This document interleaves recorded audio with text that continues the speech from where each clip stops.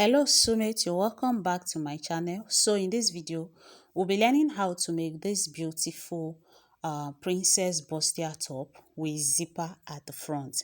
Now you can see the details of the princess dart line on the dummy. You can see that everything is relaxing very well. How I place the zipper with the side capes. Now I kid you not, this looks better on my client than this dummy because my client is way bigger than my dummy, okay?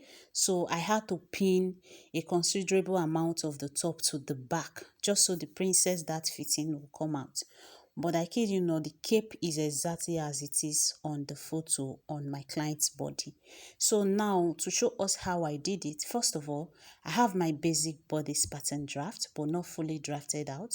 I have my chest line, I have my apex line, I have my under bust and my waistline already rolled on it.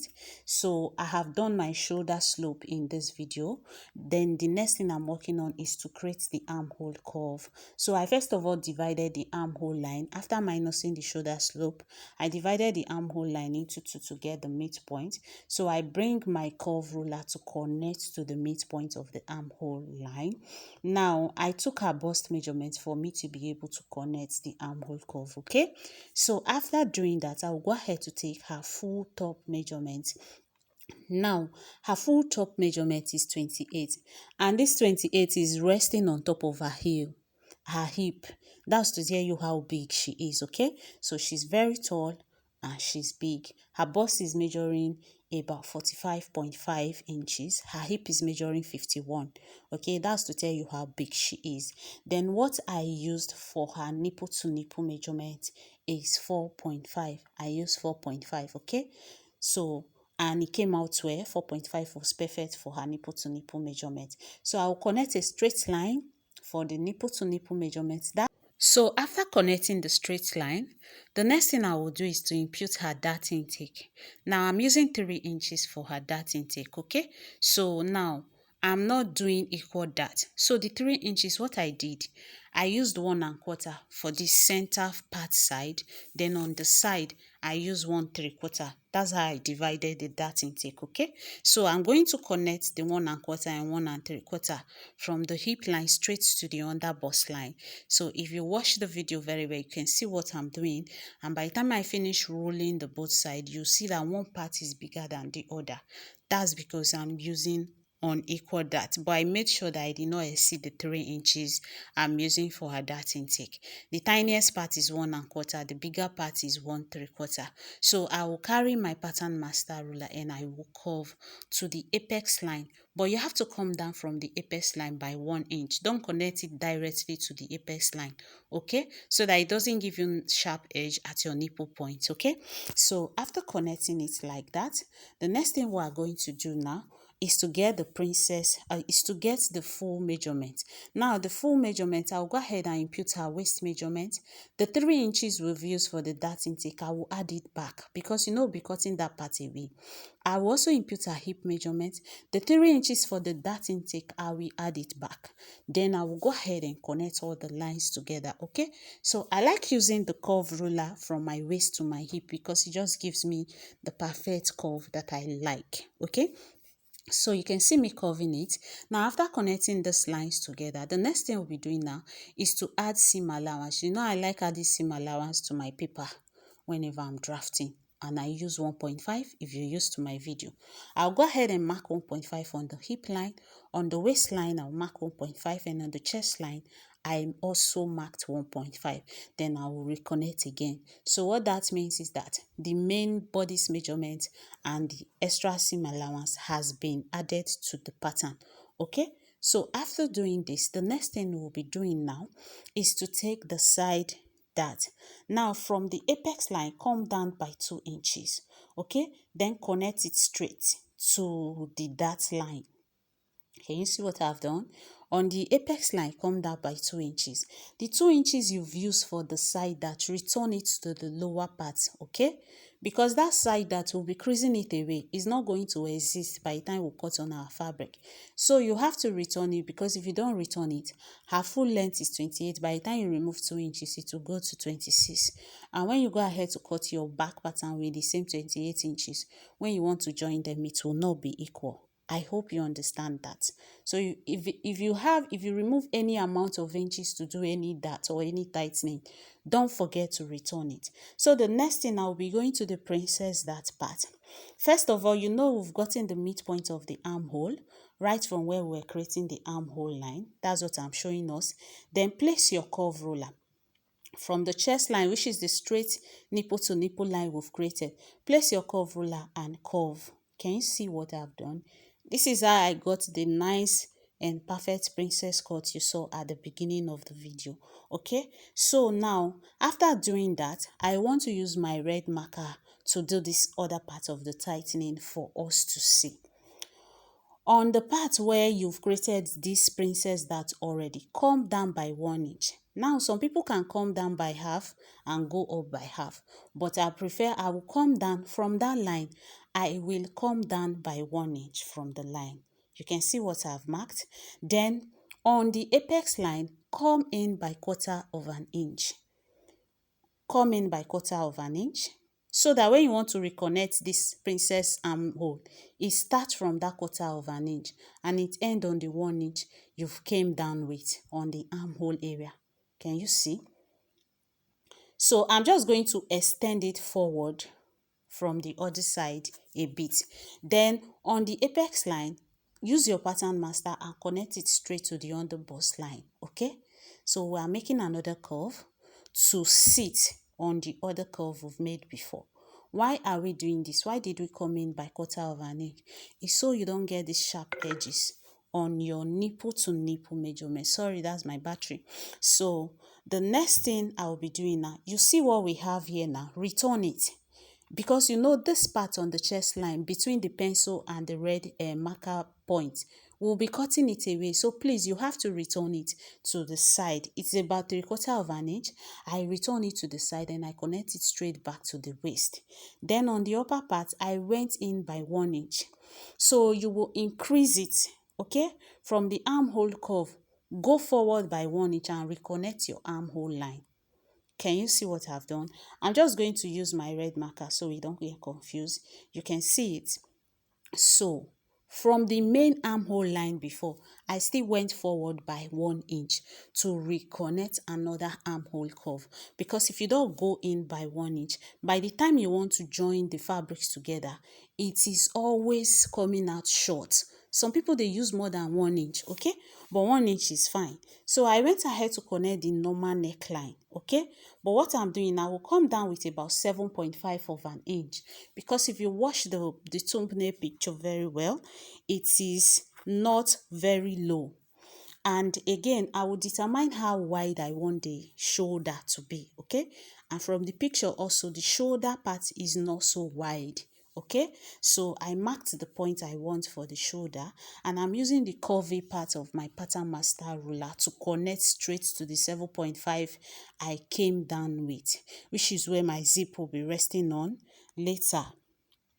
Okay, so after doing all of this, watch how I'm going to cut everything out. But first of all, we have to crease the side dart. Okay, so I will just cut along to the apex part. I will stop there. Then I will go ahead to slit the side also, so that we can be able to crease the side dart. Okay, so you can see what I'm doing. You will cut it straight to the red line again also. Then get your tape, whether ordinary tape or paper tape, any tape you have. Just crease that part away. Okay, you just cover the 2 inches, just cover it away, because that was why we went to add extra 2 inches to the lower part, because we don't need it. We'll be creasing it away. Okay, so now I'll go ahead and reconnect the lines because they are no more straight. Okay, so after doing that, I will go ahead and cut everything out. Okay, so after cutting everything out like this, we will go ahead together to do the back pattern, because the back pattern is carrying princess dart also. Okay, so you can see me cutting it out. Now you should watch out for the parts I'm cutting. Now the parts that we don't need and the parts we need, because if you're not careful you might just make mistake cutting. If you're still watching this video at this time, I want to say a very big thank you. If you're new, don't forget to hit the subscribe button. Don't forget to like, comment and share. I really appreciate your support, and I won't be here without you. So thank you very much for watching my videos. Thank you for liking and thank you for sharing. So you can see that the side has been cut out. Now this tightening we did at the middle, this is the reason why I said you should return it. You can see me cutting it away, right? Because we don't need it, and we'll return it to the side. By the time you finish joining everything together, your measurements are still going to be the same. So like this now, the front pattern is done. We'll go ahead to do the back pattern the same way. So here is the back pattern. I will go ahead and take the normal waist measurement plus 1 inch for the dart intake. So I use 1.5 for a nipple to nipple measurement. 1 inch to the left, 1 inch to the right. I went to the lower part and I marked 4.5. I went to the chest line and I marked 4.5. So I'm just going to connect a straight line with my ruler from the chest line to the lower part of the pattern. Okay? So after connecting a straight line, I'm using 1 inch for that intake, half inch to the left, half inch to the right. Then from the waistline, I'm connecting it straight to the chest line. Then to the lower part, I marked 4 inches below the waistline to connect the dart line. Okay, so like this now, the dart for the back pattern is ready. So the next thing now is to curve the princess dart for the back pattern. Now we don't have boobs in the back pattern, so I just connected straight from the chest line to the midpoint of the armhole line. So I'm measuring the shoulder point, how wide I want it. Okay, so I will go ahead and measure it, because the front and the back shoulder pattern, they should be equal. So I'm going to determine the neckline for the back. I want the neckline to be a little bit deep, and I want the deepness to end at her chest line. Okay, I don't want it high, so I'm just creating the neckline. Now this totally depends on what you want. You don't have to create your neckline like mine. You can make it V, you can make it anyhow you want it, lower than mine, higher than mine, anyhow you know you like it. Okay, so I will go ahead to add the 1.5 for my seam allowance. So I realized that the lower part was short and I went to add extra paper to it. So I'll just go ahead and mark the 1.5 for the seam allowance. Then I will reconnect everything together. Then we'll go ahead and cut. After cutting the papers out, I will go ahead and cut on the fabric off camera to save our time. Okay, so that we can go to the sewing part of the video together. So this is what we have. You can see me cutting it out, and you can see that the back pattern is very simple to work on. It is not as difficult as the front pattern. So you can see me cutting the dart away. Okay, so I'm stitching it straight to the armhole curve line. You'll be wondering why we didn't come down by 1 inch and go forward by 1 inch for the back. Is because we don't have boobs at the back. Okay, the back is flat, so we don't need all of those contouring at the back pattern. Okay, so like this now, we have the back pattern cut out already. So I will just go ahead and cut on the fabric, the front and the back pattern. I will go ahead and cut them on the fabric. Then I will come back and show us so that we can go to the next phase together. Okay. So the next thing we'll do now, we're going back to the front pattern. You know there is a curve at the side where the cape is resting on. Okay, so we have to cut a part of this front pattern away. A part of the blouse has to be cut away for us to be able to attach the cape. So I'm using paper for it because I don't want to waste material. Okay, so I'm taping the paper together. Then what I will do, because this is the front pattern, okay, and from the waistline I will come down by about 4 inches. Okay, from the waistline. Okay, Why am I coming down by 4 inches? You know we've already creased 2 inches out. Then on the center part, I will come in by 1 inch, okay? Then I will use my curve ruler to connect from that 4 inches I came down with on the waistline. I will use my curve ruler, my pattern master ruler, to connect it to the 1 inch I came it with from the center part. Now the back pattern waistline will be coming down by 2 inches. Now the reason why is because you know we've removed 2 inches from the front pattern for that bust dart, and you know it affected it. So automatically there is 2 inches lacking from the waistline of that pattern. So that's why I came down from the front pattern. I came down by 4 inches, and on the back pattern I came down by 2 inches. Please take note of this. Or if you want to make it easy for you, the front and the back pattern, place them together, then use the front pattern to cut. Then you cut the two at the same time. You can see what I've done.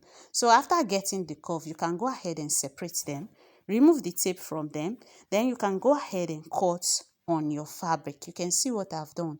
Please take note of what I have done on this pattern. Okay, so this is what it looks like. Okay, there's the front and the back. I just went ahead to tack them so that I don't mistake one for another. So this is me. I've gone ahead to cut on the fabric. So what we'll be doing now, we'll go to the machine and join together. Okay, you just join both the fabric and the lining, join them separately. So the front and back, I'll go to the machine and just join them together. Then after joining, this is what we have. Now please, this is the front pattern. Okay, there's the lining. I've gone ahead to join the lining, and I've gone ahead to join the main fabric together. Okay, so this is what we have. Now for the back pattern also, I've also gone ahead to join everything together for the back pattern. Okay, so now this is what we have. Okay, for the back pattern, I have gone ahead to join the lining separately, and I've joined the fabric separately also.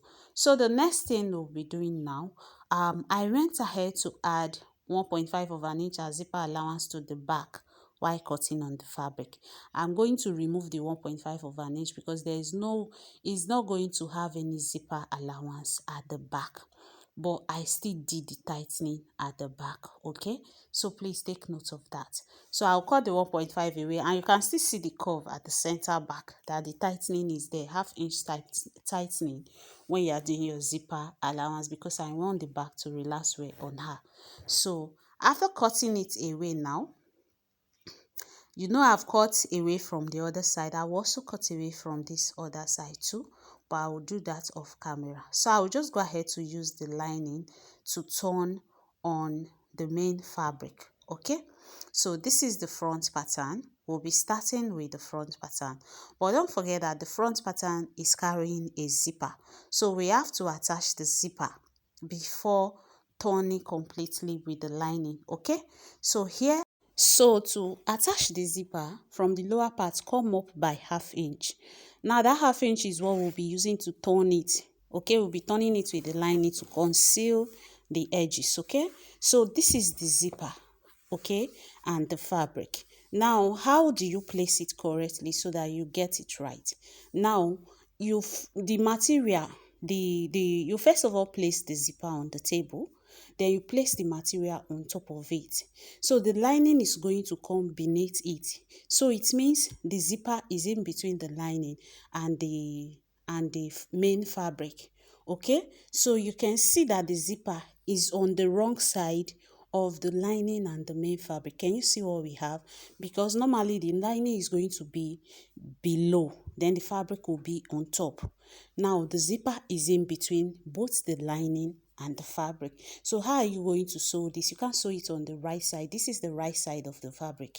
You can't sew it on the right side. Okay, so you are going to flip it to the wrong side. Can you see what we have? Pick it, flip it to the wrong side. Can you see what I've done?